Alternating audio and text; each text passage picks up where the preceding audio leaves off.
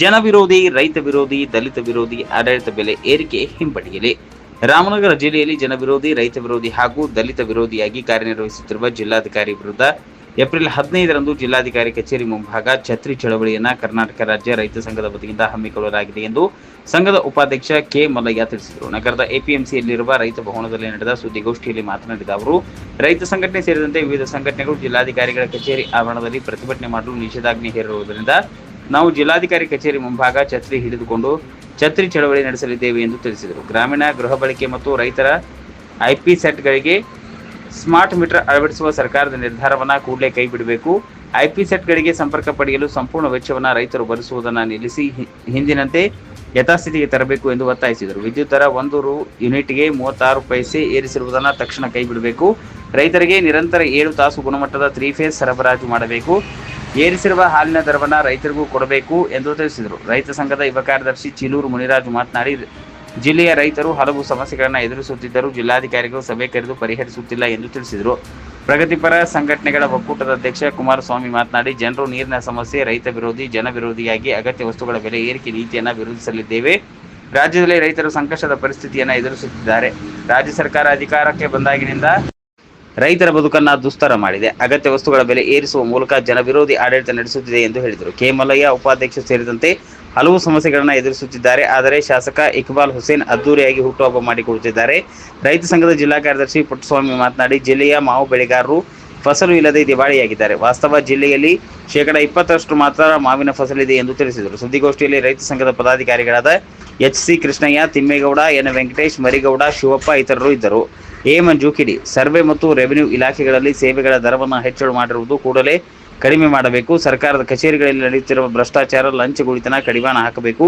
ಅರಣ್ಯ ಇಲಾಖೆ ನಿರ್ಲಕ್ಷ್ಯದಿಂದ ಕಾಡು ಪ್ರಾಣಿಗಳಿಗೆ ಉಂಟಾಗುತ್ತಿರುವ ಉಪಟಳವನ್ನು ತಪ್ಪಿಸಿ ಕಾಡು ಪ್ರಾಣಿಗಳಿಂದ ಆಗಿರುವ ನಷ್ಟಕ್ಕೆ ಸರಿಯಾದ ಪರಿಹಾರವನ್ನು ಬಿಡುಗಡೆ ಮಾಡಬೇಕು. ಜಿಲ್ಲಾಧಿಕಾರಿಗಳು ಕೂಡಲೇ ರೈತರ ಸಭೆ ಕರೆದು ಸಮಸ್ಯೆಯನ್ನು ಬಗೆಹರಿಸಬೇಕು ಎಂದು ಆಗ್ರಹಿಸಿದರು. ಹಾಗಾಗಿ ಎರಡೂ ಸರ್ಕಾರಗಳು ಕೂಡ ರೈತ ಪರವಾದಂಥ ಸರ್ಕಾರ ಅಲ್ಲ, ಜನಪರವಾದಂಥ ಸರ್ಕಾರ ಅಲ್ಲ. ಹಾಗಾಗಿ ಇದ್ರ ಜೊತೆಗೆ ಇಲ್ಲಿನ ಜಿಲ್ಲಾಧಿಕಾರಿ ಅವನು ಕೂಡ ರೈತ ವಿರೋಧಿ ಜಿಲ್ಲಾಧಿಕಾರಿ. ನೋಡಿ, ನಮ್ಮ ವಿಪರ್ಯಾಸ ಹೇಗಿದೆ ಅಂತ ಹೇಳಿದ್ರೆ, ಇಲ್ಲಿನ ಶಾಸಕರು ಕೂಡ ರೈತ ವಿರೋಧಿ ಶಾಸಕ. ಇಲ್ಲಿ ನೋಡಿ, ಜನರಿಗೆ ಕುಡಿಯೋ ನೀರಿಲ್ಲ, ಏನು ಜನರು ಗುಳೆ ಹೋಗ್ತಾವ್ರೆ, 1000 ಅಡಿ ಬೋರ್ ಹಾಕೋರು ನೀರಿಲ್ಲ. ಹಳ್ಳಿಗಳಲ್ಲಿ ಕರೆಂಟ್ ನೋಡಿ, ನಮ್ಮ ರೈತರು ನೀರು ಕಟ್ಟಲಿಕ್ಕೆ 7 ತಾಸು ಹಗಲೊತ್ತು ಕರೆಂಟ್ ಕೊಡೋದಿಲ್ಲ. ಇಂಥ ಸಂದರ್ಭದಲ್ಲಿ ಈ ಶಾಸಕರುಗಳು, ಈ ರಾಜಕಾರಣಿಗಳು ದೊಡ್ಡ ದೊಡ್ಡ ಊಟದ ಹಬ್ಬಗಳನ್ನು ಆಚರಣೆ ಮಾಡಿಕೊಂಡು ಸಾರ್ವಜನಿಕರ ತೆರಿಗೆ ದುಡ್ಡನ್ನು ಹಾಳು ಮಾಡಿಕೊಂಡು ಯಾವ ಸಂದೇಶ ಕೊಡ್ತಾರೆ ಅಂತಕ್ಕಂಥದ್ದು ಕೂಡ ಈ ಸಂದರ್ಭದಲ್ಲಿ ಚರ್ಚೆ ಆಗಬೇಕು. ಈ ಜಿಲ್ಲಾಧಿಕಾರಿಗಳ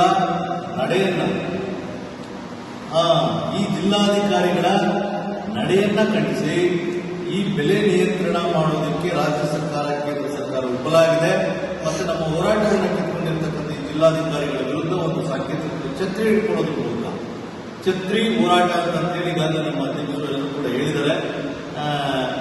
ಛತ್ರಿ ಚಳುವಳಿ ಅಂತೇಳಿ ಛತ್ರಿ ಹಿಡ್ಕೊಂಡು ಯಾಕೆ ನಿಷೇಧಾಜ್ಞೆ ಮಾಡಿದ್ದಾರೆ. ಈ ಬಿಸ್ತರು ಕೂತ್ಕೊಂಡು ನಾವು ಯಾರು ಕೂಡ ಬರ್ಕೋಕ್ಕಾಗೋದಿಲ್ಲ.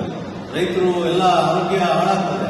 ಆ ಕಾರಣದಿಂದ ಛತ್ರಿ ಚಳುವಳಿಯನ್ನ ಒಂದು ಕಡೆ ನಮ್ಮ ಸೇಫ್ಟಿಗೋಸ್ಕರ, ಇನ್ನೊಂದು ಕಡೆ ಧಿಕ್ಕಾರವನ್ನು ಹೇಳಿ, ಜಿಲ್ಲಾಧಿಕಾರಿಗಳಿಗೆ ಧಿಕ್ಕಾರವನ್ನು ಹೇಳಿ ಜಿಲ್ಲಾಧಿಕಾರಿಗಳ ಕಚೇರಿ ಮುಂದೆ ಮಾಡ್ತೀವಿ. ನೋಡೋಣ, ಈ ಜಿಲ್ಲಾಧಿಕಾರಿ ಶೀಘ್ರವಾಗಿ ತಲುಪಬೇಕು. ಆ ನಿಟ್ಟಿನಲ್ಲೂ ಕೂಡ ಒಂದು ಈ ಚಳುವಳಿ ಯಶಸ್ವಿಯಾಗಲಿ ಅಂತ ಹೇಳ್ತಾ, ಇವತ್ತು ಪತ್ರಿಕಾ ಮಾಧ್ಯಮದಲ್ಲೂ ಕೂಡ ಬಂದಿದ್ದೀರಿ. ಈ ಚಳುವಳಿಗೂ ಕೂಡ ಭಾಗವಹಿಸಿ ಇದನ್ನು ಹೆಚ್ಚಿನ ಪ್ರಚಾರವನ್ನು ಕೊಟ್ಟು ಚಳುವಳಿಯನ್ನು ಯಶಸ್ವಿಗೊಳಿಸಬೇಕು.